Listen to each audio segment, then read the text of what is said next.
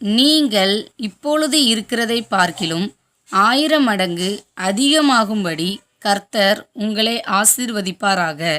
உபாகமம் 1ஆம் அதிகாரம் 11ஆம் வசனம்.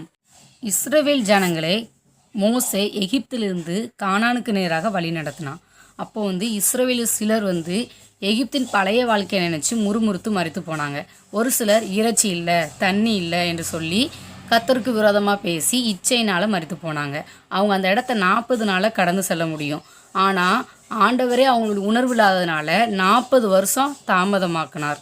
உணர்வு உள்ளவங்க அந்த கானானுக்குள்ளே போகும்போது ஆண்டவர் அவங்களை பார்த்து என்ன சொல்கிறாருன்னா, நீங்கள் இப்பொழுது இருக்கிறதை பார்க்கிலும் 1000 மடங்கு அதிகமாகும்படி உங்களை ஆசீர்வதிப்பேன் என்று சொல்கிறார். அதுபோலவே உணர்வுள்ள தேவஜனமாகிய நம்மளை பார்த்து இன்று கர்த்தர் என்ன சொல்கிறாருன்னா, நான் உங்களை ஆசீர்வதிப்பேன் அப்படின்னு சொல்கிறார்.